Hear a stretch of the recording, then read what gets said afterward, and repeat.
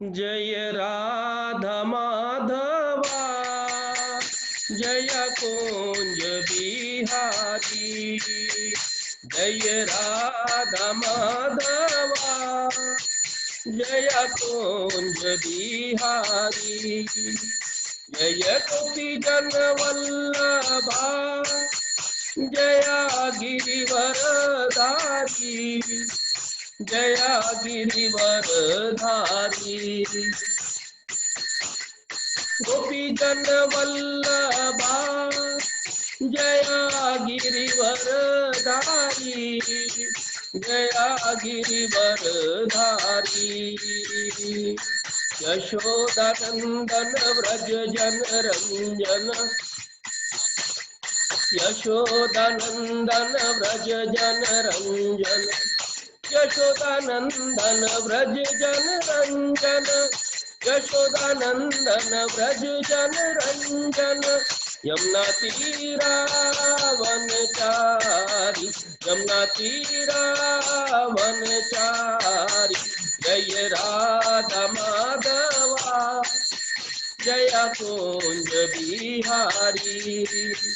जय राधा माधवा जय कुंज बिहारी। हरे कृष्ण कृष्ण कृष्ण हरे हरे। हरे राम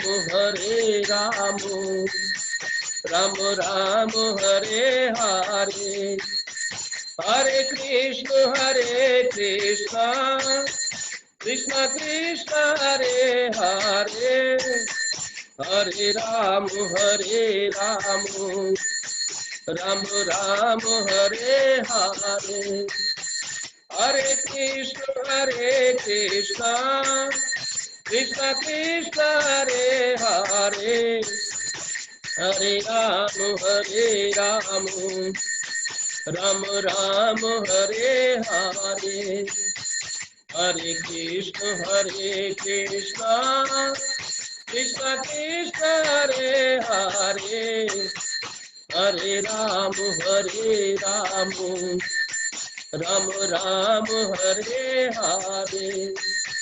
जय राधा माधवा जय कुंज बिहारी।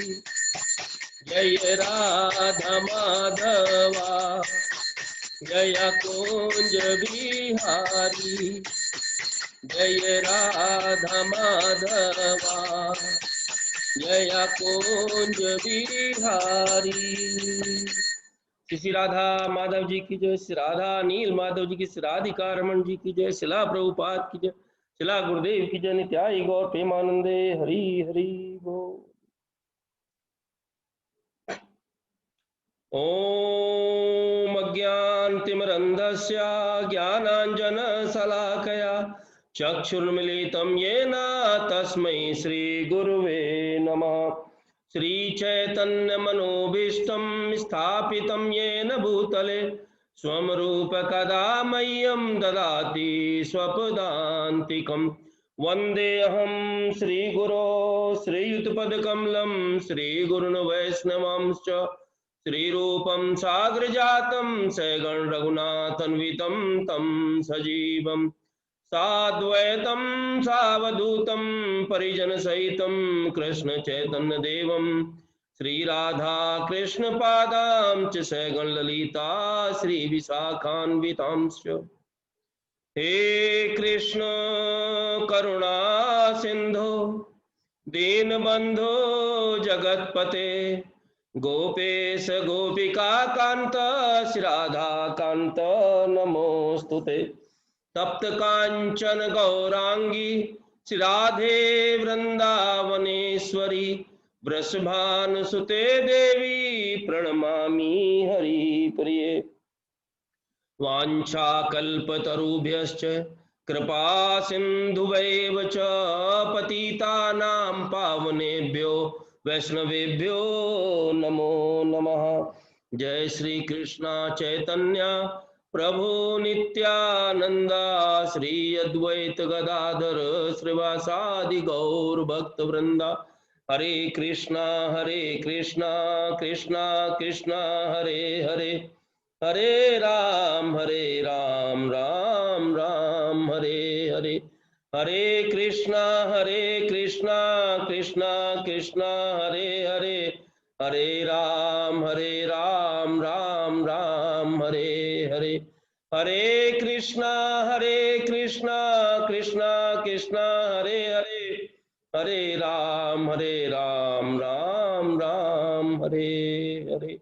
नारायणं नमस्कृत्य नरं चैव नरोत्तमं देवीं सरस्वतीं व्यासं ततो जयमुदीरयेत् नष्टप्रायेषु भद्रेषु नित्यं भागवत सेवया भगवती उत्तम श्लोके भक्तिर्भवती नष्टकी।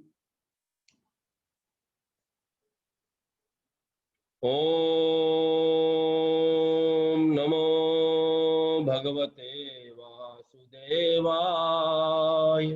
ओम नमो भगवते वासुदेवाय। ओम नमो भगवते वासुदेवाय। हरे कृष्णा प्रभु जी, माता जी, आप सबका बहुत बहुत धन्यवाद जुड़ने के लिए। और जैसा प्रभु जी ने बताया कि हम लोग चर्चा कर रहे हैं एक ऐसे सब्जेक्ट के ऊपर जो संसार के हर जीव से जुड़ा हुआ है, क्योंकि सब्जेक्ट ही है जीने और जाने की कला। तो हम लोग उसके ऊपर केवल एक छोटा सा प्रकाश डाल सकते हैं। पूरा जीवन जीने की जो कला है उसको बिंदुओं में बांधा नहीं जा सकता, उसको शब्दों में तोला नहीं जा सकता। लेकिन भगवान कहते हैं कि जिस प्रकार से भगवान ने सारा ज्ञान अर्जुन को भगवत गीता में दे दिया, और कहते हैं गागर में सागर, उसी प्रकार से बहुत थोड़े शब्दों में उसकी हम लोग झलक प्राप्त कर सकते हैं। तो हमने पिछली बार देखा कि किस प्रकार से भगवान ने अर्जुन के सामने सिद्ध किया कि अर्जुन जातस्य ध्रुवो मृत्यु ध्रुवं जन्मतस्य च तस्मादि पार्यर्थे ना तुम सोचितुम अर्हसि। जीवन में हम लोग शोक में डूबे रहते हैं, क्योंकि दुखों के संसागर में हैं, दुखों के संसार में हम। तो दुखों के संसार में शोक के अलावा दूसरी वस्तु नहीं है। क्यों? क्योंकि ये दुखों का संसार कौन सा संसार है? माया का संसार है, ये भौतिक संसार है। और इस भौतिक संसार में हम लोग सुख ढूंढने जाते हैं तो हमको दुख ही प्राप्त होता है, क्योंकि सुख को प्राप्त करने के लिए जितने भी प्रयास करते हैं हर प्रयास में हमको दुख मिलता है। और उस दुख के बाद हम सोचते हैं सुख की बात चर्चा करते हैं। तो जैसे पिछली बार एक छोटी सी कथा की चर्चा की थी कि दुख का जब थोड़े समय के लिए अभाव होता है, दुख जब थोड़े समय के लिए शांत हो जाता है, उस छोटी सी अवस्था को ही हम लोग सुख मान लेते हैं। वास्तव में सुख नाम की कोई चीज संसार में है नहीं। सुख क्या है? केवल प्रभु के चरणों में है, भगवान की वंदना में है, भगवान के स्मरण में है, भगवान के गुणगान में, वही केवल वही सुख है प्रभु जी माता। तो हम लोग आज देखेंगे हमने पिछली बार जीने की जो कला है। देखिए, जीवन हर किसी को प्राप्त होता है संसार में आने के बाद, चाहे वो ब्रह्मा जी हो, एक क्षुद्र चीटी हो। आप ब्रह्म भुवनान लोका पुनरावृत्ति नो अर्जुना। भगवान ने अर्जुन से कह दिया कि अर्जुन, ब्रह्मा से लेकर एक क्षुद्र चीटी तक सबकी पुनरावृत्ति होती है।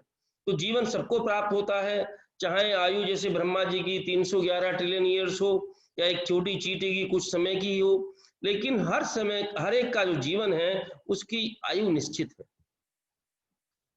लेकिन जब जाना होता है तो जाने में क्या हमको समय लगता है प्रभु जी माता जी? जाना आकस्मिक क्षणिक होता है, और पूरा जीवन उस जाने की तैयारी में बीतना चाहिए। जो जीव उस चीज से अनभिज्ञ होकर के उस चीज को बिल्कुल ही भुला करके अपना जीवन बिताते हैं, उनके लिए शास्त्रों में श्रीमद् भागवतम में कहा गया है आत्महत्या के समान। आत्मा को भगवान सिद्ध करते हैं अर्जुन को सांख्य योग के द्वारा कि अर्जुन, आत्मा अजर है, अमर है, ना उसको जलाया जा सकता है, न सुखाया जा सकता, ना गीला। आत्मा को अविनाशी विद्धि, अविनाशी है आत्मा। लेकिन उस आत्मा की शास्त्र क्या कहते हैं? हत्या। किस रूप में? जो आत्मा को भगवान से मिलने के लिए इस मनुष्य शरीर प्राप्त हुआ है, उसका जब हम दुरुपयोग करते हैं, उसका सदुपयोग करते हैं और कोई भी प्रयास नहीं करते हैं कि जिससे भगवान के धाम, भगवान के पास पहुंच सके, तो आत्महत्या के समान है। बहुत सारे हम लोग देखते हैं बड़े बड़े संसार में जिनको महान व्यक्ति कहा जाता है, उनके लिए सफलता की जो कुंजी है, चाहे वो राजनीति में हो, चाहे खेल कूद में हो, चाहे विज्ञान में हो, किसी भी क्षेत्र में हो, उनकी सफलता थोड़ी देर के लिए होती है। जिस प्रकार से हम लोग देखते हैं ओलंपिक के लिए बच्चे को बचपन से तैयार किया जाता है, बचपन से नहीं, देखते हैं तैराकी के लिए छोटे छोटे बच्चों को, साल साल भर के बच्चों को समुद्र में डाल दिया जाता है और उनको उस समय से सिखाया जाता है, इवन साल से छोटे बच्चों को भी डाल दिया जाता है पानी के अंदर, ताकि वो बड़े होकर के तैराक बन सकें। और जो 100 मीटर की दौड़ होती है, कितने सेकंड की होती है प्रभु जी।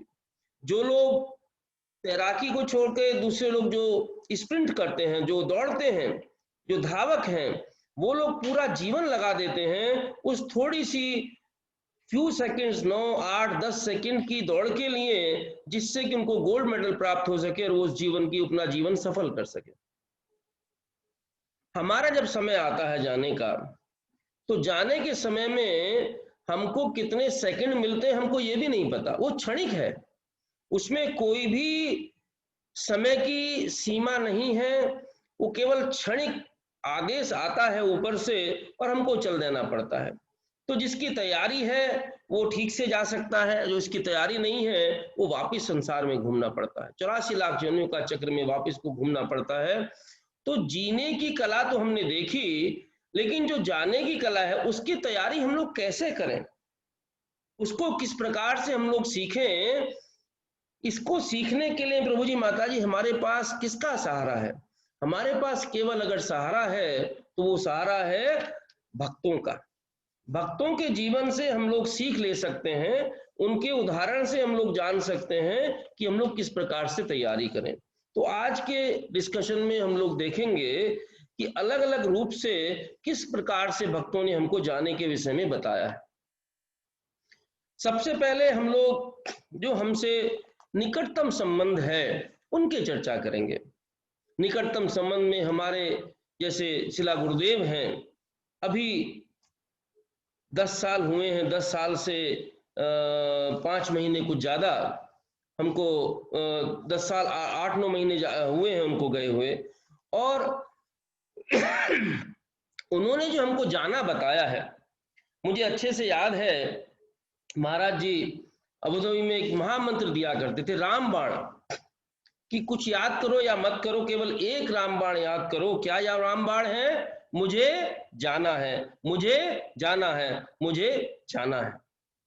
और जब तुम ये रामबाण याद करोगे तो कहते थे कि जिस प्रकार से हमारे घर में आग लग जाए और आग लगने के बाद में हम लोग फिर क्या करें कि पहले ये देखें भी आग क्यों लगी, कहां से लगी, उसका एनालिसिस, उसका इन्वेस्टिगेशन करने की जगह सबसे पहले हम लोग क्या करेंगे, उस घर से बाहर निकलेंगे। तो संसार दावा नलनी ढलो का, ये संसार किस रूप में है, हम रोज मंगला आरती में गाते हैं, लेकिन उसको महसूस नहीं करते हैं प्रभु। हम लोग गाते हैं प्रभु जी, माता जी, लेकिन उसको हृदय से, हमारे अंदर उसका रौद्र रूप हमारे हृदय में समाता नहीं है। अन्यथा महाराज कहते थे कि तुम ये सोचो कि मुझे अगले क्षण जाना है, और जब अगले क्षण जाना है तो मुझे तुरंत उसकी तैयारी करनी है। लेकिन हम लोग सोचते हैं कि नहीं, हमारे पास बहुत समय है, अभी तो मेरी आयु इतनी है, शायद 10, 5, 20, 50 साल में और रहूंगा, अभी तो मुझे बहुत कुछ करना है। तो चंदू भाई की स्टोरी महाराज सुनाते हैं, हम लोग स्टोरी दोबारा नहीं करेंगे, आप लोग को याद होगी चंदू भाई की, चंदूलाल की स्टोरी। तो वही हमारा जीवन हो जाता है, और वास्तव में जो हमारा जाना है, चंदू भाई के जैसे हमारा जाना व्यर्थ हो जाता है, उसका सदुपयोग नहीं होता है। तो महाराज ने किस प्रकार से हमको जाना सिखाया है वो तो अनंत विषय है, लेकिन अंतिम समय जब याद करते हैं तो महाराज लेटे हैं और एक साइड में देवकी प्रभु हैं, दूसरे साइड में वैष्णव सेवा प्रभु का हाथ पकड़ा है, और जो बताया गया कि उनके जिह्वा से उस समय भी जीवा हिल रही थी और भगवान नाम मुख में चल रहा था। ये वास्तविक जाना है।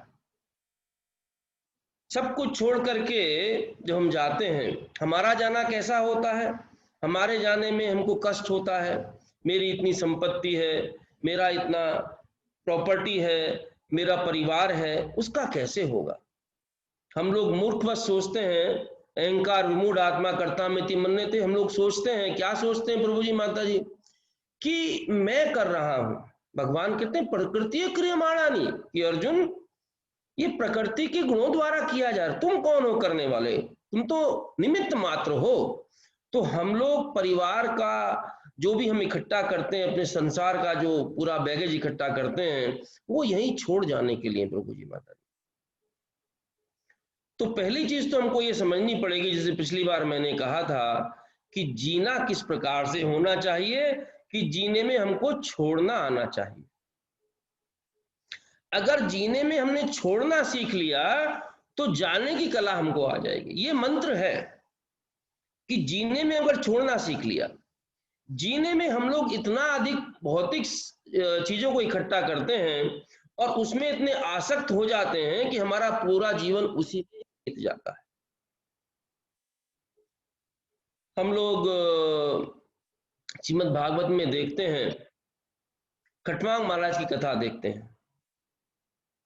खटवांग महाराज को देवलोक में बुलाया गया उनकी तरफ से युद्ध करने के लिए। बहुत समय हो गया युद्ध करते करते, और जब में विजयी प्राप्त हो गए तो उस समय इंद्र कहते हैं कि हे खटवांग महाराज, आप वरदान मांगिए, क्या वरदान मांगना चाहते हैं? वरदान के रूप में खटवांग महाराज ने सोचा कि मैं क्या मांगूं, लेकिन उन्होंने सबसे पहले पूछा उनको कि पहले मुझे ये बताओ कि मेरे पास समय कितना शेष है। और वास्तव में यही हमारा सबसे बड़ा वरदान होना चाहिए कि हमारा समय कितना शेष है। महाराज ने हमको शिक्षा दी है, तुम ये सोच के चलो तुम्हारे पास एक क्षण है, और हमारे पास अगर एक क्षण है तो क्या उस एक क्षण में भगवान की प्राप्ति हम कर सकते हैं? निश्चित रूप से कर सकते हैं। प्रसंग आएगा भी परीक्षित महाराज के विषय में, जो हम चर्चा करेंगे उसमें प्रसंग आएगा ये, कि हम लोग एक क्षण में भगवान की प्राप्ति कर सकते हैं। तो खटवांग महाराज ने जब पूछा तो इंद्र ने कहा कि आपका समय तो पूरा होने वाला है, 3 घड़ी, शायद उन्होंने कहा कि 3 घड़ी शेष है। तो खटवांग महाराज की जगह कोई और होता तो सोचता कि इस 3 घड़ी में मैं देवलोक के सुख भोग लूं, जितनी भी यहाँ अपार धन संपत्ति वैभव है उसका वरदान मांग लूं, लंबी आयु का वरदान मांग लूं, जो इंद्र नहीं दे सकते थे। लेकिन खटवांग महाराज ने कहा कि मुझे कुछ वरदान नहीं चाहिए। तुरंत देवलोक को छोड़ दिया, कहाँ आ गए? पृथ्वी लोक पर आए। पृथ्वी लोक पर आकर के तुरंत उन्होंने अपने बुद्धि को भगवान की सेवा में लगा दिया, उनके याद में लगा दिया, उनके स्मरण में लगा दिया। और एक क्षण के अंदर, जितना समय 3 घड़ी बहुत कम समय उनके पास था, उतने समय में खटवांग महाराज ने भगवान की प्राप्ति कर ली। तो एक उदाहरण हमारे सामने आता है कि किस प्रकार से उन्होंने भगवान की प्राप्ति की। जीवन में हमारे को ये कह सकते हैं कि भी हमको तो, उनको तो बता दिया भाई एक घड़ी आपकी, इतनी घड़ी आपके पास शेष है, हमको कैसे पता चलेगा? ये तो बहुत अच्छी बात है कि हमको हमेशा तैयार रहना चाहिए। आप सब लोग जो व्यस्क अवस्था में हैं, एजुकेशन सिस्टम के दौरान देखा होगा कि ऑब्जेक्टिव टाइप क्वेश्चन पेपर आता है। जो ऑब्जेक्टिव टाइप क्वेश्चन पेपर आता है उसमें अधिकतर उसका तरीका क्या है कि अगर आपने बिल्कुल रेगुलर आप क्लास में रहे हैं, आपने जितने भी क्लासेस हैं वो ध्यान से अपने गुरु को सुना है, और सुनने के बाद में फिर आपने जब क्वेश्चन पेपर करने जाते हो तो क्वेश्चन पेपर करना बड़ा आसान होता है, क्योंकि आपने पूरी तैयारी की है। एक दिन की तैयारी से नहीं चलेगा प्रभु जी माता जी। अगर हम चाहें कि केवल एक दिन की तैयारी से उसको हम पास कर लें वो कृष्णा कृपा हो तो अलग बात है, तुक्का लग जाए, लेकिन अधिकतर संभव नहीं है। उसी प्रकार से पूरा जीवन ही भगवान की हमको तैयारी में लगाना है, और वही उपदेश हमको कौन देते हैं? प्रहलाद महाराज देते हैं। कौमारम आचरित पाग्यो धर्मान भगवतान ही है, कि मित्रों भगवान का ध्यान करने के लिए अवस्था कौमार अवस्था से अच्छी अवस्था है ही नहीं, क्योंकि जब आपने भगवान का ध्यान करना शुरू किया, समझिए आपका वास्तविक जीवन तभी से शुरू हुआ। तो कौमार अवस्था बचपन से ही करना चाहिए। लोग कहते हैं भाई इसकी अभी क्या जरूरत तैयारी करने की, अभी तो मेरी उम्र खेने खालने की है, अभी तो बहुत समय पड़ा है। समय की कोई गारंटी नहीं है। तो हम देखते हैं हमारे जीवन में, समाज में, कोई किसी अवस्था में चला जाता है, कोई बचपन में चला जाता है, कोई जवानी में चला जाता है, कोई बुढ़ापे में चला जाता है, कोई अचानक चला जाता है। तो ये जो जाना है उससे हमको क्या सीख मिलती है? सीख ये मिलती है कि समय का कोई भरोसा नहीं है, हमारा समय कब आ जाए, तो हमें हमेशा तैयारी करनी है। बहुत सारे उदाहरण हमारे पास आते हैं।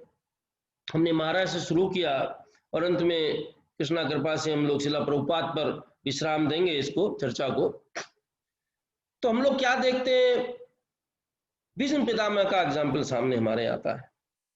कितना अच्छा वरदान, इच्छा मृत्यु का वरदान है।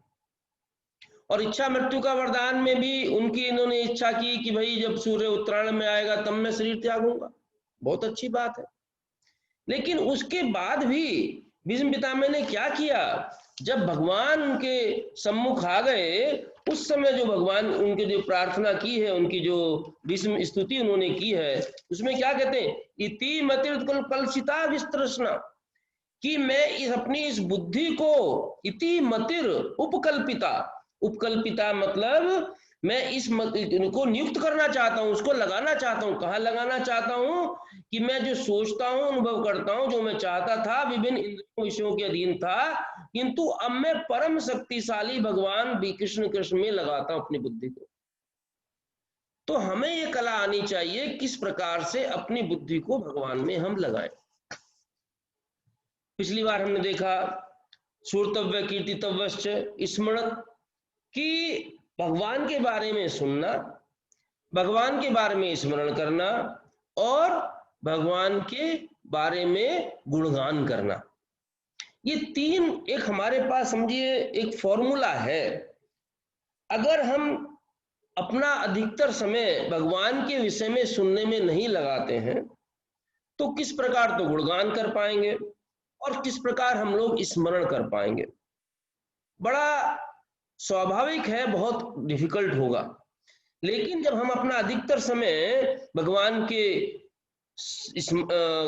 कीर्तन में, भगवान के स्मरण में और भगवान के गुणगान में लगाते हैं, श्रवण में लगाते हैं, तो ये हमारे लिए आसान हो जाता है। अभी प्रश्न ये उठता है कि जाने के समय, जैसे भगवान ने श्रीमद् भगवद गीता में कह दिया अर्जुन को, अंत काले च मामेव इसमुक्ता कलेरम या प्रयाति स्मदो याति नात्र संशया, कि अर्जुन अंत काले च मामेव, अंत समय में जो मेरा को याद करता है वो निश्चित रूप से क्या होता है? शरीर कलेवरम, शरीर छोड़ने के बाद में मेरी प्राप्ति करता है, और याति नास्ति असंशया, और इसमें कोई भी संशय नहीं है। बड़ा सिंपल सा भगवान ने बताया वहां पर कि अंत काले च मामेव, कि अंत काल में मेरे को याद करना शरीर छोड़ते हुए। भागवत जी बताती हैं, प्रश्न उठता है भगवान से कि जब अंत समय आता है, हमारी सांस तेज चलने लगती है, गला रुंध जाता है, आंखों से दिखता नहीं है, कान से ठीक से सुनता नहीं है, वैसी स्थिति में हम लोग कैसे भगवान को याद करेंगे? तो भगवान ने वचन दिया। क्या वचन दिया भगवान ने? कि जो मेरा भक्त, जिसने मुझे स्मरण किया है अपने जीवन में, अंत समय में अगर वो याद नहीं कर सकता, उसकी शरीर की अवस्था ऐसी है, तो मैं उसको स्वयं याद करता हूं। तो जाने की जो कला है, उसका मंत्र रहस्य कहाँ छुपा हुआ है? उसका रहस्य छुपा हुआ है कि जीवन जीने में, अगर हम जीवन इस प्रकार जीते हैं कि हमारे मन के अंदर भगवान की जो छवि है वो हमेशा हमको दर्शन होती रहती है, और उसका हम लोग स्मरण करते हैं, याद करते हैं, भगवान का नाम लेते रहते हैं, तो निश्चित रूप से हमको भगवान की प्राप्ति होती है। लेकिन अगर वो नहीं करते तो क्या करते हैं? भगवान कहते हैं यम यम आपी सर्वभावम त्यजन्ते कलेवरम तम तम एवेति कौन्ते सदा तद्भाव भाविता, कि अर्जुन, लेकिन कोई मुझे छोड़ करके और किसी को याद करता है, तो उसके याद करने से वो जो जिसको याद करता है उसको वैसा ही स्वभाव प्राप्त होता है। इसीलिए तुमको क्या करना है? तस्मा सर्वेषु कालेषु माम स्मृत्य च मयि अर्पित मनोबुद्धिर माम एवेसी असंशया। इसलिए अर्जुन क्या करो, तुम हमेशा मेरे बारे में सोचो, मेरे रूप के ऊपर ध्यान लगाओ, और क्या करो, इस तरीके से अपने जो भी तुम्हारे कर्म हैं, अपनी मन बुद्धि सब मुझे अर्पण करके उन कर्मों को करोगे, तो निश्चित रूप से तुम मेरी प्राप्ति करोगे, इसमें कोई भी संशय नहीं है।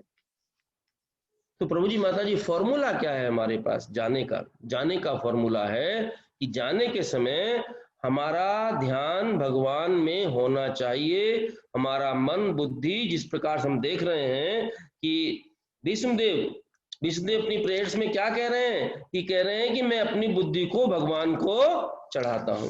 और उसके बाद विष्णुदेव उस समय भगवान का जो रूप है, महाभारत के युद्ध में भगवान किस प्रकार से रथ का पहिया लेकर के विष्णुदेव की तरफ दौड़े हैं, किस प्रकार से विष्णुदेव ने बाण छोड़े हैं, कुछ बाण भगवान को लगे, उनके विग्रह के ऊपर, उनके श्री विग्रह के ऊपर श्वेत श्वेत बिंदु पसीने के हैं, और लाल लाल बिंदु खून के उनके जो है वो दिख रहे हैं। वो एक उनकी जो रूप उनका ध्यान किया है, कहते मैं अपने ऐसे भगवान के ऊपर ध्यान लगाता हूँ। और फिर क्या कहते हैं कि जहां पर घोड़ों की टाप से उनके सारे कपड़े मटमैले हो गए थे और उनके ऊपर मसीने की बूंदें आ रही थी, उनके लिए मैं ध्यान लगाता हूँ। फिर क्या कहते हैं, भगवान का, उनका अर्जुन अपने मित्र का आदेश का पालन करते हुए भगवान वहां पर प्रविष्ट हो गए, और अपनी कृपा पूर्ण चितवन से उन्होंने सबकी आयु हर ली, उनमें मेरा मन स्थिर हो जाए। इस प्रकार से करते करते लास्ट में जाकर के श्लोक में बोलते हैं, 42 श्लोक में क्या बोलते हैं कि अब मैं पूर्ण मनोयोग से एक ईश्वर श्री कृष्ण का ध्यान कर सकता हूं। भीष्म स्तुति बहुत बहुत इंपॉर्टेंट है प्रभु जी, माता जी, उसमें हमको सीख मिलती है, जाने की कला मिलती है भीष्म स्तुति में। समय नहीं है पूरा हमको उसका डिटेल चर्चा करने के लिए, लेकिन आपको जब भी समय मिले आप उसको डिटेल में पढ़िए। तो क्या कहते हैं कि अब मैं पूर्ण मनोयोग से एक ईश्वर श्री कृष्ण का ध्यान कर सकता हूं। तम इमम अहम अजम शरीर भाजाम, एक अजम, जिनका अजन्मा भगवान का मैं ध्यान कर सकता हूं, जो मेरे सामने उपस्थित है। क्यों ध्यान कर सकते हैं? क्योंकि उन्होंने अपनी बुद्धि को भगवान के स्मरण में लगाया है। शुरू से लेकर के जैसे भगवान का उनको युद्ध के मैदान में दर्शन हुआ, वही भगवान सामने खड़े हैं, अपनी की बुद्धि को उसमें लगाया है, अपना सर्वस्व भगवान को अर्पण कर दिया है। वो कौन सी परिस्थिति है, हमको ये ध्यान रखना चाहिए प्रभु जी, माता जी। परिस्थिति क्या है? कहते हैं कि भीष्म शरीर में 1 इंच भी जगह नहीं बची थी जहां बाढ़ नहीं घुसा हुआ हो।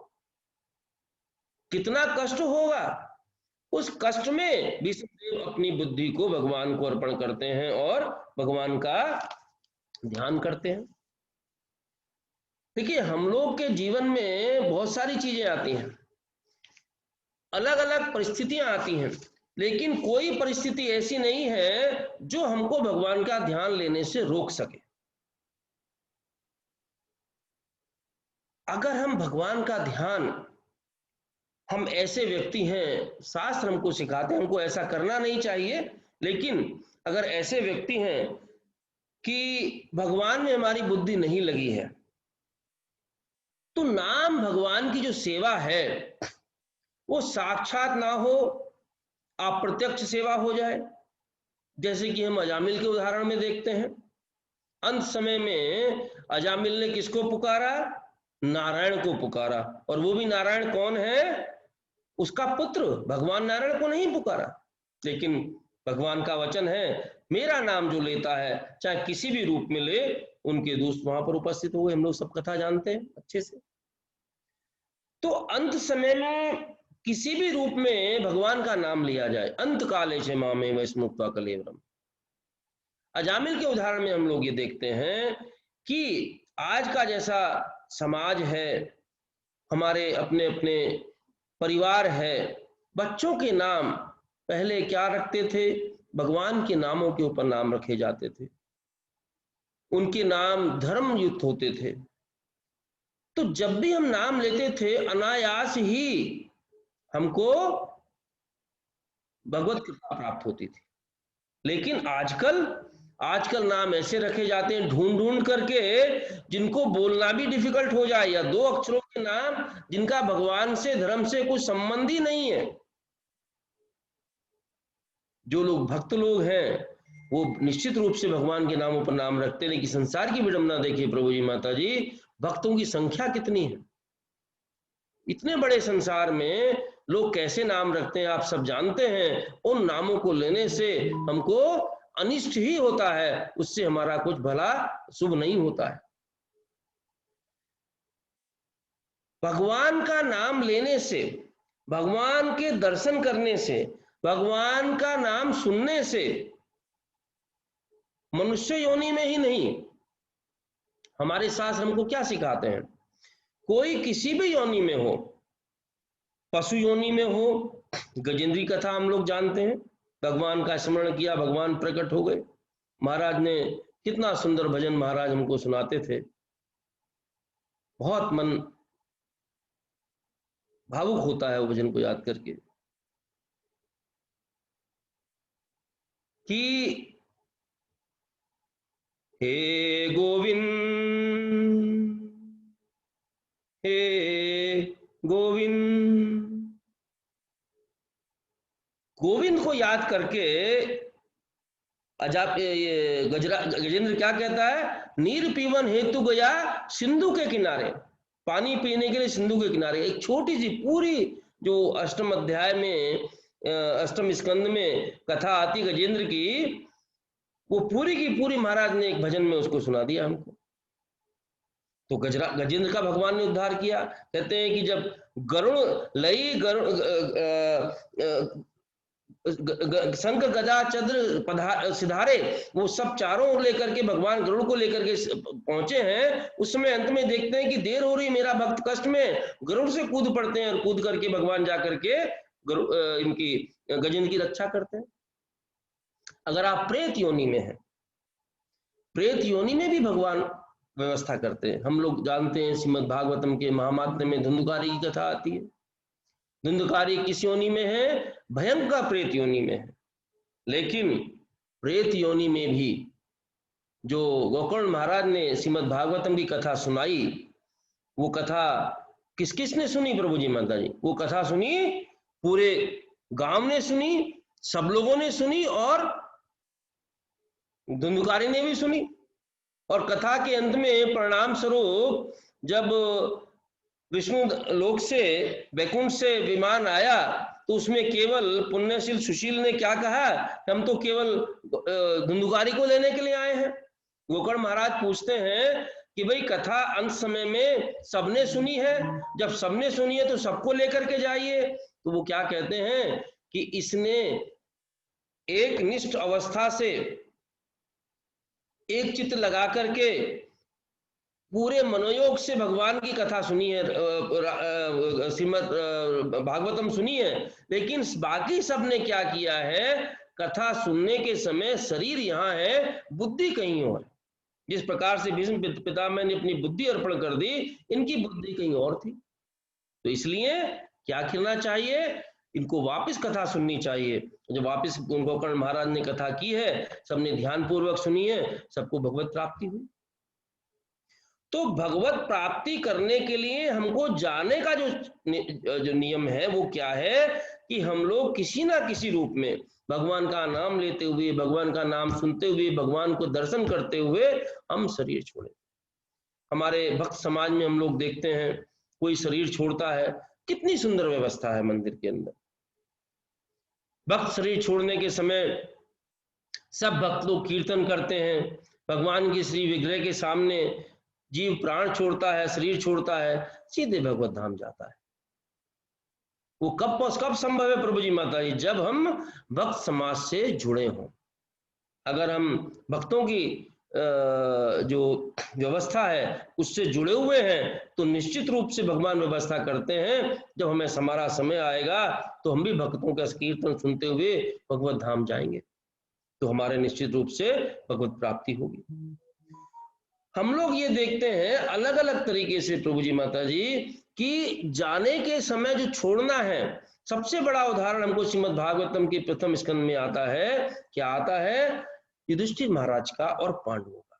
तो लास्ट टाइम हमने देखा कि पांडव अपने जीवन में हर क्षण भगवान से जुड़े रहे, और जब भगवान पृथ्वी से अपने धाम प्रविष्ट हो गए तो उस समय युधिष्ठिर महाराज अपने भवन में सिंहासन में बैठे हैं और उस समय भीम से चर्चा करते हैं कि भीम, अर्जुन को गए हुए 7 महीने हो गए, मैंने अर्जुन को भेजा था। किस लिए भेजा था अर्जुन को? कि अर्जुन जो है वहां पर जाकर के पता करके आए, सब अपने मित्रों से मिलकर के आए और सब करके वापस अर्जुन आए, लेकिन अर्जुन अभी तक आया नहीं है।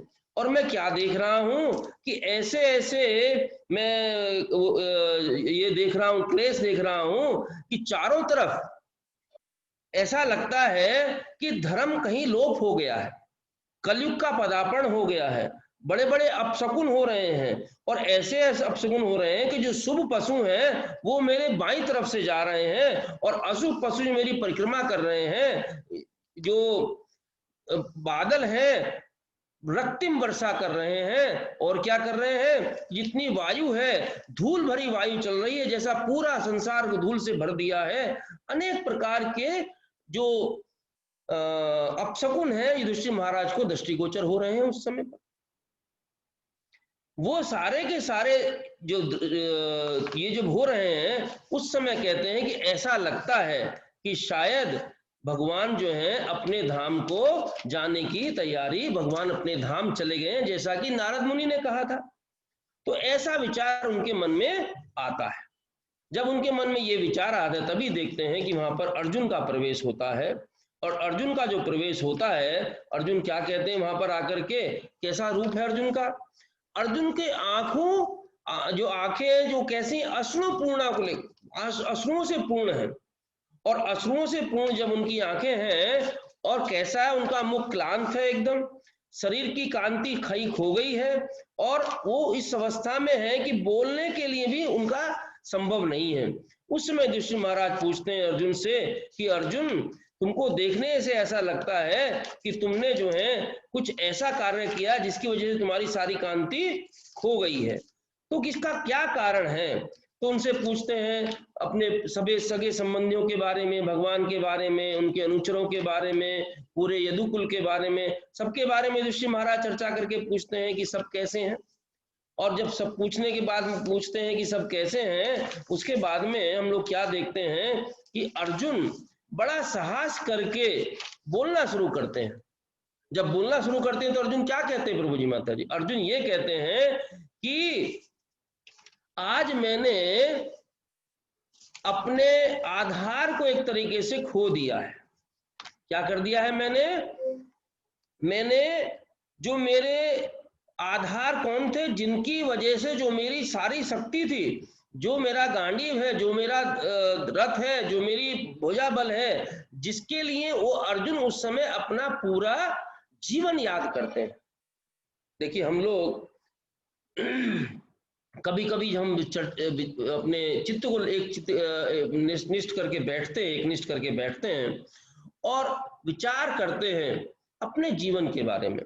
महाराज जैसे बताते थे कि सुबह का जो पूरा दिन का जो दिनचर्या है आपकी, शाम को भगवान को डायरी में लिखने का, भगवान को बताओ कि भगवान मैंने ये किया है। और जब आप ये नियम बना लोगे कि रोज अपनी दिनचर्या भगवान को बताओगे, क्या दिन में आप ऐसा काम करोगे जो भगवान को बताने लायक नहीं है प्रभु जी माता जी? आप निश्चित रूप से नहीं करोगे। तो इसलिए कहते हैं अर्जुन कि हे राजन, मुझे अपना घनिष्ठ मित्र मानने वाले भगवान हरि ने मुझे अकेला छोड़ दिया। जब जीव अपने को अकेला महसूस करता है, उस समय जीव निश्चित रूप से भगवान की तरफ जाने का कदम उठाता है। कोरोना ने हम सबको अकेला कर दिया है। अनफॉर्चुनेटली कुछ लोगों को जिनको कोरोना हुआ, उनको हम लोग एकदम आइसोलेशन में रख देते हैं। बहुत कठिन अवस्था है, बड़ी दुखदाई अवस्था है, लेकिन उस अवस्था में अगर अनुभव करें हम लोग, उस समय हमको भगवान का ध्यान रहे। अभी जैसे हमने देखा कि हिज होलीनेस भक्ति चारू स्वामी महाराज जिस प्रकार से गए शिला प्रभुपाद की सेवा में, क्या क्या अपने साथ लेकर के गए थे हॉस्पिटल के अंदर? भगवत गीता है, सारी शुभ चीजें अपने साथ लेकर के गए थे। लेकिन आइसोलेशन में जो लोग जा रहे हैं आजकल, वो क्या करते हैं? एक म्यूजिक होना चाहिए, उसके साथ में मनोरंजन के साधन होने चाहिए, जिससे कि जो भौतिक भूल हम लोग कर रहे हैं, हमारी भूल वो चलती रहे, और इसीलिए वो जाते। तो अर्जुन कहते हैं कि मैंने अपने भगवान ने मुझे अकेला छोड़ दिया है, और कहते हैं उनको मैंने अभी भी खोया है, जिनके क्षणमात्र वियोग से सारे ब्रह्मांड प्रतिकूल और शून्य हो जाएंगे, जिस तरह बिना प्राण के शरीर। तो अर्जुन की अवस्था कैसी है? जैसे बिना प्राण के शरीर। फिर उनको याद आता है कि उनकी कृपामय शक्ति से मैं उन सारे राजकुमारों को हरा चुका और स्वयंवर में द्रौपदी को जीत सका, उन्हीं की कृपा से। फिर उनको याद आता है कि किस प्रकार हम वनवास में थे, उस समय वनवास में मैं राजा इंद्र के पास गया, किस प्रकार मैंने भगवान शिव माता पार्वती को संतुष्ट किया और उनसे पशुपति अस्त्र प्राप्त किया, किस प्रकार आपके भ्राता भीम ने जो 10,000 हाथियों का बल रखते हैं और उन्होंने जरासंध का वध किया, और किस प्रकार जब भगवान की अग्र पूजा की गई थी तो उस समय राजू से हुआ था, जरासंध का वध करके सारे राजा जो बलि के लिए जरासंध ने इकट्ठे किए थे उनको लाया गया, वो सब भगवान की कृपा ही थी। फिर क्या कहते हैं कि जो उन दुष्टों की पत्नियों के आपके भ्राता ने बाल खोल दिए, जिन्होंने द्रौपदी की चोटी को खोलने का साहस किया था।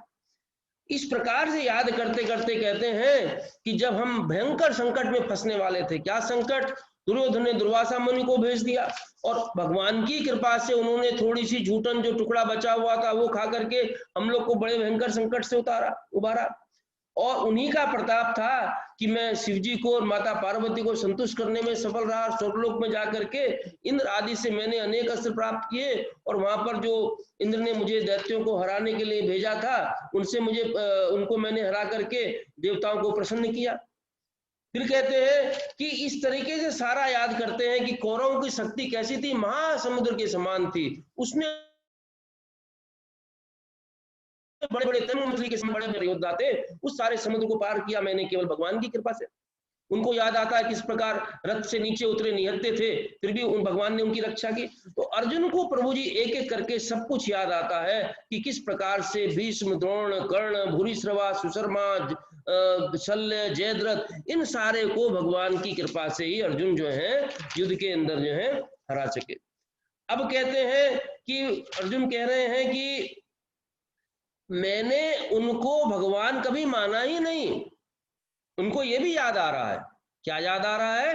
कि उनको मैंने अपना सखा माना, और उन्होंने मुझे हे पार्थ, हे सखा कुरुनंदन कहा, लेकिन मैं उनका हमें कई बार हंसी मजाक उनकी करती होती थी, मैं उनका कभी भी बिना भाव के अपमान भी कर बैठता था। लेकिन साथ में रोज सोते खाने बैठते हुए इस तरीके से मुझसे ये गलती हो जाती थी। उन सबको याद आ रहा है अर्जुन को, कह रहे हैं कि अब मैं उन अपने शुभचिंतक भगवान से, मित्र से, सर्वप्रिय जो शुभचिंतक है उनसे मैं अलग हो गया हूं, इसलिए मेरा हृदय शून्य हो गया है। उनकी अनुपस्थिति में अब मैं उनको, क्योंकि जब भगवान ने अर्जुन को भेजा वहां से, तो अपनी सारी उन्होंने अर्जुन भगवान की जो पत्नियां जिनको लेकर के आ रहे थे, तो जो गोप लोग थे उन लोगों ने अर्जुन को हरा दिया, वही गांडी वही बाण, फिर भी अर्जुन हार गए और उन्होंने सारा सब कुछ लूट लिया वहां पर। तो कहते हैं मेरा वही धनुष था, सब कुछ था, लेकिन फिर भी मैं हार गया। इस प्रकार से सब कुछ याद करते हुए इतना पछतावा करते हैं, कहते हैं कि ब्राह्मणों के हिसाब से सारा यदुवंश जो है समाप्त हो गया है और मैं जो हूं इस तरीके से इतना सब एकदम बलहीन महसूस कर रहा हूं। अर्जुन कहते हैं कि इसलिए अब मुझे भगवान के उपदेश याद आ रहे हैं। कौन से उपदेश याद आ रहे हैं? जो भगवान ने महाभारत के इस युद्ध में प्रथम दिन अर्जुन को भगवत गीता के रूप में याद दिलाए थे, और वो अर्जुन के हृदय से कहीं गए नहीं थे, लेकिन इस काल में, इस अवस्था में जब भगवान चले गए हैं तो अर्जुन को वो सारे उपदेश याद आ रहे हैं, और उनको अर्जुन उन सारे उपदेशों को याद करके अर्जुन क्या कहते हैं कि अब मैं जो हूं उन उपदेशों अपने मन को लगाकर अपना मन जो शांत करूंगा और भगवान की प्राप्ति। ये सब सुनकर के प्रभु जी माता जी, देखिए हमारे जीवन की कथा है, समझिए एक तरीके से हमारे जीवन में भी अनेक प्रकार के कष्ट आते हैं, संसार कष्टों का घर है, लेकिन हम क्या करते हैं, उन कष्टों से पार पाने का अपने बल पर प्रयास करते हैं, जो कि संभव नहीं है। हमें क्या करना चाहिए? जाने की जो कला है उसमें हमको क्या सीखना चाहिए? हमें अपना सब कुछ भगवान को अर्पण कर करके, जो भी हमारे पास भौतिक है उसको छोड़ करके आध्यात्मिक चीजें साथ लेकर के भगवान की तरफ अपनी बुद्धि को मोड़ना चाहिए, और वही अर्जुन ने किया उस समय।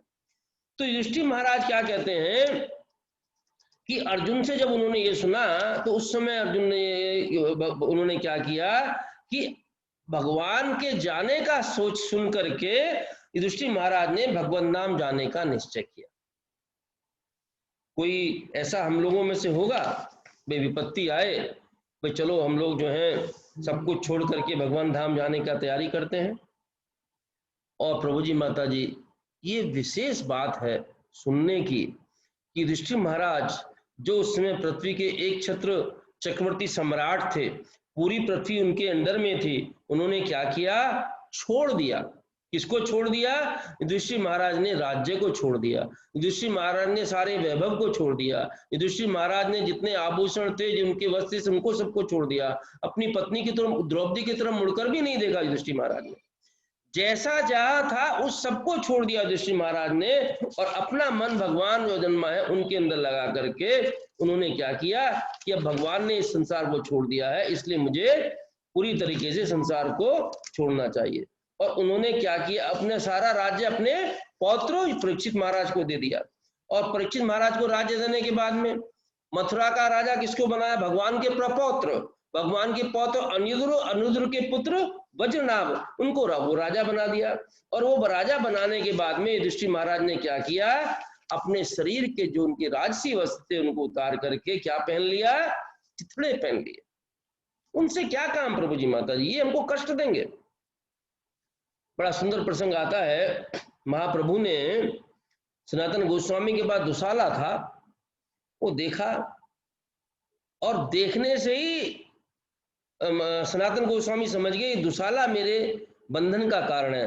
बड़ा कीमती दुशाला था, वो रखा था उन्होंने, वो जाकर के भिक्षा में दे दिया उन्होंने, निवृत्त होकर के आ गए। तो निवृत्ति हमारे जीवन में आनी बहुत जरूरी है। युधिष्ठिर महाराज पूरा निवृत्त हो गए, कहते हैं जानबूझकर गूंगे बन गए, बालों को खोल लिया और किसी से मिलना जुलना बंद कर दिया, और अपने भाइयों पर भी जितना पूरा जीवन अपने भाइयों के इतना प्रेम था उनके साथ रहे, उनके ऊपर भी आश्रित नहीं रहे, और गूंगे बहरे मनुष्य की तरह कुछ भी बोलना बंद कर दिया। और उन्होंने क्या किया?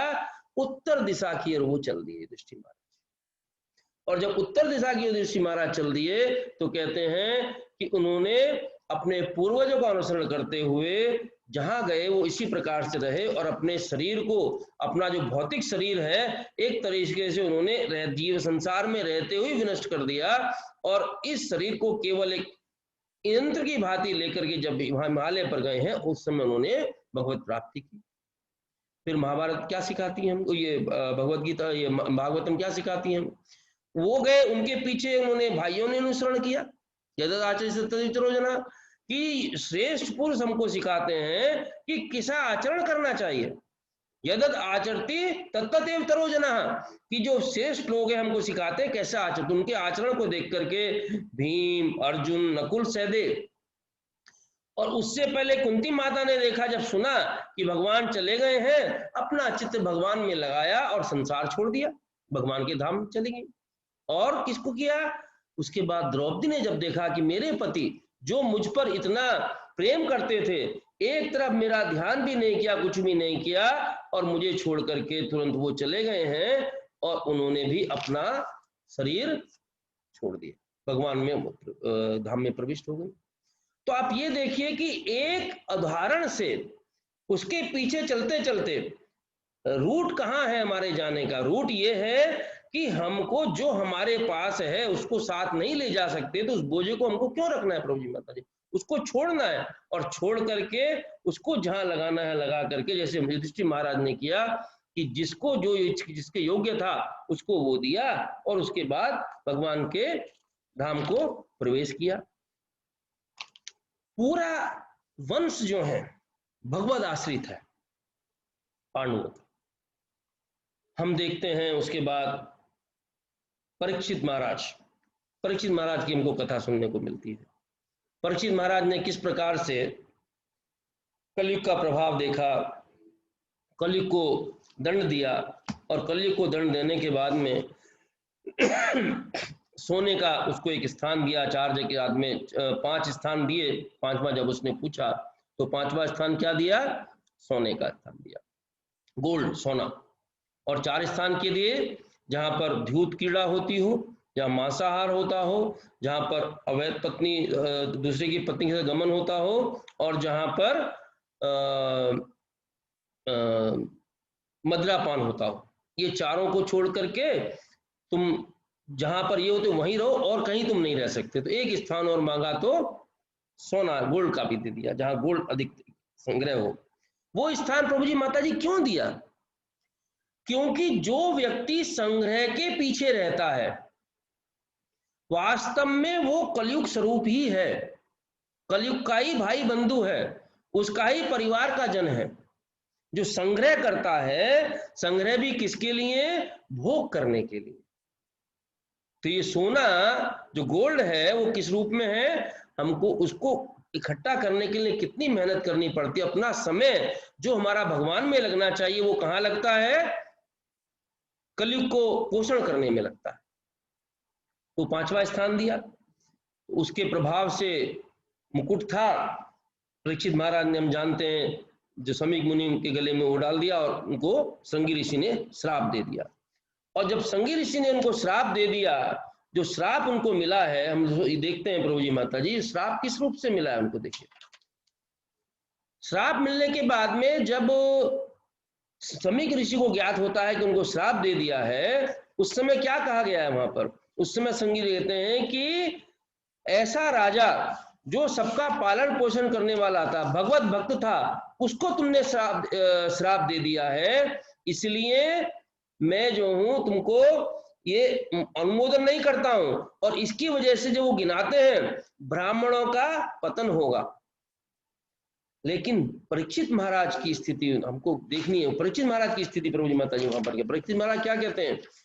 परीक्षित महाराज कहते हैं उस जो श्राप मिला है उसको कैसे स्वीकार कर रहे हैं? भगवान की कृपा के रूप में परीक्षित महाराज श्राप को स्वीकार करते हैं। और ये कहा गया है कि वो परीक्षित महाराज को, अगर मैं इस श्राप को जो है, परीक्षित महाराज उसको प्रतिकार भी कर सकते थे, लेकिन उसको उन्होंने शुभ माना।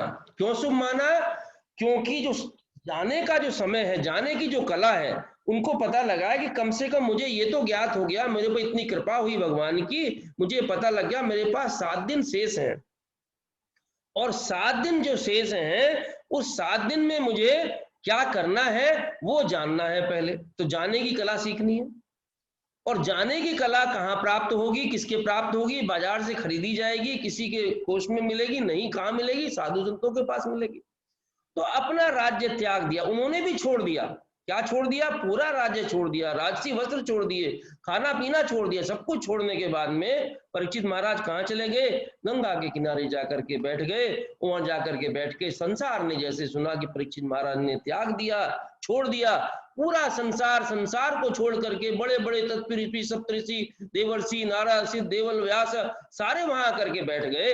और बैठने के बाद में परीक्षित महाराज प्रश्न पूछते हैं कि मैं आप समस्त ब्राह्मणों को नमस्कार करके यही प्रार्थना करता हूं कि इस जगत में मैं जन्म लूं तो अनंत भगवान के कृष्ण मेरी पूर्ण आसक्ति हो और भक्तों की संगति प्राप्त हो जो समस्त जीवों के मित्र हैं।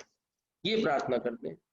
और क्या कहते हैं कि आप मुझे बताइए कि जो अंत समय में जो मनुष्य का क्या कर्तव्य है, वो प्रश्न करते हैं उस समय।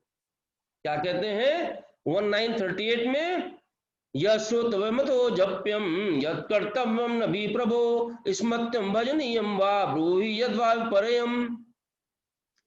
कि मुझे बताइए कृपा करके कि मनुष्य को क्या सुनना चाहिए, क्या गुणगान करना चाहिए, क्या याद करना चाहिए, किसकी पूजा करनी चाहिए और क्या नहीं करना चाहिए, ये सब मुझे बताइए। और क्या कहते हैं 37 में, अतः पृच्छामि संसिद्धिम योगी नाम परमं पुरुषम पुरुष यस्य यत् कार्यम म्रियमाणस्य सर्वथा। म्रियमाणस्य सर्वथा, कि आप सब जो हैं ज्ञानी हैं, आप गुरु हैं, बड़े बड़े संतों महात्माओं के भी स्पिरिचुअल मास्टर हैं, सुखदेव गोस्वामी को कहते हैं, मैं आपसे भीख मांग रहा हूं। क्या भीख मांग रहा हूं? ये जानना चाहता हूं कि आदमी को सिद्धि किस प्रकार से प्राप्त होगी, स्पेशली उस जीव को जो मरणासन अवस्था में, जिसकी मृत्यु होने वाली। तो पूरी श्रीमद् भागवतम क्या है? हमारे जाने की कला है। तो पहले स्कंद के 19वें अध्याय में परीक्षित महाराज का जो प्रश्न है, उसके जो उत्तर श्रीमद् भागवत में दिए हैं, वही हमारी जाने की कला है। और उस कला में हम लोग क्या देखते हैं, सुखदेव गोस्वामी जब बताते हैं, क्या कहते हैं, एक झलक हम उसकी ले लेते हैं। प्रभु जी माता, समय हो रहा है, भगवान वो क्या कहते हैं, तस्मात् भारता सर्वात्मा भगवान ईश्वरो हरि श्रोतव्य कीर्तितव्यश्च स्मर्तव्यश्च ताभयम् एतावान् सांख्य योगाभ्याम स्वधर्म परिनिष्ठया जन्म लाभा परम पुंसाम अन्ते नारायण स्मृति। अंते नारायण स्मृति श्रोतव्य कीर्तितव्यश्च स्मर्तव्य, कि क्या करना चाहिए? हर जीव को भगवान जो सबका कष्ट हरने वाले हैं उनके बारे में श्रवण करना चाहिए, उनका गुणगान करना चाहिए और स्मरण करना चाहिए। और ये जीवन भर हमको करना चाहिए कि जिससे हम जीवन इस प्रकार जिएंगे तो क्या होगा, अंते नारायण स्मृति, अंत में भगवान नारायण का हमको स्मरण रहेगा। और जब भगवान नारायण का हमको स्मरण रहेगा तो हमारा जो जाना है वो सफल हो जाएगा। उस जाने के सफल होने से हम लोग क्या देखेंगे कि हम लोग जो है भगवत धाम में भगवान की कृपा से, गुरु साधु की कृपा से प्रवेश करेंगे। शिला प्रभुपाद, हमने कहा कि हम विश्राम जो है शिला प्रभुपाद की कथा से करेंगे। हम लोग वीडियो देखते हैं, उस वीडियो में हम लोग क्या देखते हैं, अंत समय में शिला प्रभुपाद का जो भौतिक शरीर है कैसा हो गया प्रभु जी माता जी, बिल्कुल निष्प्रबल, बहुत ही बलहीन। लेकिन जिस प्रकार से एक तपस्वी होता है, तपस्वी का शरीर तप के द्वारा एकदम नासवान जैसा हो जाता है, लेकिन उसका तप बल से उसकी बुद्धि इतनी तेजवान होती है, उसी प्रकार से शिला प्रभुपाद को हम लोग देखते हैं अंत समय में भी क्या कर रहे हैं, भगवान की सेवा कर रहे हैं। और भगवान की सेवा किस रूप में कर रहे हैं प्रभु जी माता जी, भगवान की सेवा कर रहे हैं उस समय भी 10वें स्कंद से जो ट्रांसलेशन है, जो अनुवाद है, वो भक्त लोग जो हैं उनके पास कान लगा करके, डिक्टाफोन लगा करके रिकॉर्ड कर रहे हैं। उस अवस्था में बुद्धि कहाँ लगी है, भगवान के श्री चरणों में, श्रीमद् भागवतम में लगी है। और ये कला अगर हमारे जीवन में आ जाए कि हम जीवन में जीते जीते, उसका नाम लेते लेते संसार छोड़ें तो निश्चित रूप से भगवान जो अपना वचन देते हैं पूर्ण करते हैं। हमें जन्म तो मिलेगा, जिसकी मृत्यु होती है जाति ध्रुवम जन्म मृतस्य च, कि और जिसकी मृत्यु होती है उसका जन्म भी होता है, लेकिन जन्म हमको कहाँ मिलेगा? श्रीधाम गोकुल वृंदावन। और जो गोकुल धाम में हमको जन्म मिलेगा, वहां पर हमको क्या करना होगा? केवल भगवान की आनंदमयी सेवा। भगवान की आनंदमयी सेवा किसी रूप में की जा सकती है, उनकी कृपा प्राप्त की जा सकती है। तो जाने की कला केवल हमने एक छोटी सी झलक देखी है प्रभु जी माता जी। पूरी श्रीमद् भागवतम भरी पड़ी है भक्तों और भगवान के इतिहास से, उनकी चर्चाओं से, उनके उद्गान से। उसकी छोटी सी बूंद हमारे जीवन में अगर आ जाए, महाराज कहते थे कि एक श्लोक छोड़ दो, एक लाइन ले लो, एक शब्द ले लो, अपने जीवन में उतार लो। श्रीमद् भागवतम क्या है? व्यवहार है। हमारे व्यवहार में वो उतर जाए तो हमारा जीवन सफल हो जाता है। और अंते नारायण स्मृति, अंत में भगवान की हमको स्मृति बनी रहती है। इसलिए भगवान ने कह दिया, जब अंत काले चे माम स्मृत कुलेरम, शरीर छोड़ते हुए भगवान का याद रहता, नारायण स्मृति रहती है, और हमको अपना जाने की कला सफल होती है। हरे कृष्णा प्रभु जी माता जी, बहुत बहुत धन्यवाद। कुछ त्रुटि हो तो क्षमा कीजिए, और जितना संभव हो सका एक छोटे से समय में उसको पिरोने का पिरोया है, लेकिन सब्जेक्ट बहुत विशाल है और इसका कोई सीमा नहीं है। प्रभु जी माता जी, हरे कृष्णा। प्रभु जी हरे कृष्णा। हरे कृष्णा प्रभु, दंडवत प्रणाम। दो प्रश्न जी प्रभु। एक मिनट, मेरे ख्याल से वो नहीं प्रश्न नहीं है। एक्चुअली मैं यही पूछना चाहता हूँ प्रभु जी कि आप जी। ये जो जीने की कला और जानने की कला दोनों का कॉम्बिनेशन किया है, तो ये अभी अभी आपको लग रहा है कि आपका विषय यहाँ पे पूरा हुआ है, कि आपको और उस विषय को न्याय देने के लिए और एक पार्ट लेना चाहते हैं? क्या सोच रहे हैं आप? प्रभु इसमें ये कला का क्या है कि ये तो खेल जैसे होता है ना, कि जो सब्जेक्ट खाली कंटेंट जो होते हैं, एक तरीके से खाली कंटेंट हुआ, सूची हुई आज ये 2 क्लास में, लेकिन उसका एक एक सब्जेक्ट लेकर के एक एक के ऊपर चर्चा हो। अगर मान लीजिए जैसे भीष्म स्तुति है, उसके ऊपर अकेली चर्चा हो, बराबर किस प्रकार से युधिष्ठिर महाराज गए उसके ऊपर चर्चा हो, परीक्षित महाराज किस प्रकार से गए उसके ऊपर चर्चा हो, खटवांग महाराज की कथा उसके ऊपर चर्चा, एक एक सब्जेक्ट लेकर के हमसे उसको फिर उसमें रस प्राप्त हो सकता है। जो उसका रस है, आज तो केवल उसका हम लोगों ने केवल एक मतलब समझिए तो उसकी केवल हमने कंटेंट ही देखा है, सूची पत्र देखा हमने, और कुछ नहीं किया। ठीक है, कोई बात नहीं। तो हम वापिस आपकी सेवा लेंगे, तो आप जो भी नया सब्जेक्ट है आप माता जी को बता देना। और बहुत बहुत धन्यवाद, आपने बहुत सुंदर इससे 2 पार्ट में जीने और जानने की कला का बहुत विस्तारित रूप से और विस्तृत रूप से वर्णन किया। रियली हार्ट टचिंग था, आपके हृदय से शब्द निकल रहे थे प्रभु जी। तो बहुत बहुत धन्यवाद आपको। थैंक यू प्रभु। और कल और कल हमारे से जुड़ जाएंगे इंडोनेशिया से गोवर्धन प्रभु जी और कुंती महारानी की प्रार्थना। ये उनका विषय चल रहा है, उनका सेकंड पार्ट होगा कल। कुंती महारानी के बारे में विशेष हम जानने का प्रयत्न करेंगे। तो आप सबको विनंती कि कल हम वापिस 6 बजे जुड़ जाएंगे। और मंदिर की तरफ से और आप सभी लोगों की तरफ से मैं ऋषिकेश प्रभु जी को बहुत बहुत धन्यवाद देता हूँ कि बहुत ही सुंदरता से, बहुत लय से विषय को समझाने का प्रयत्न करते हैं, जो हमारे हृदय में उतर जाता है उनकी वाणी। उसी तरह वो उनकी हम सेवा लेते रहेंगे। और प्रभु जी को हम विनंती करेंगे इसी तरह नए नए विषय लेके आके हमारे आध्यात्मिक ज्ञान की आप वृद्धि करने का प्रयास करते रहिए। बहुत बहुत धन्यवाद प्रभु जी। हरे थैंक यू कृष्ण प्रभु। हरवांछा कल्पतरुभ्यश्च कृपा सिंधुभ्यैव च पतितानां पावनेभ्यो वैष्णवेभ्यो नमो नमः। हरे कृष्णा प्रभु जी माता, दंडवत प्रणाम। धन्यवाद प्रणाम, धन्यवाद।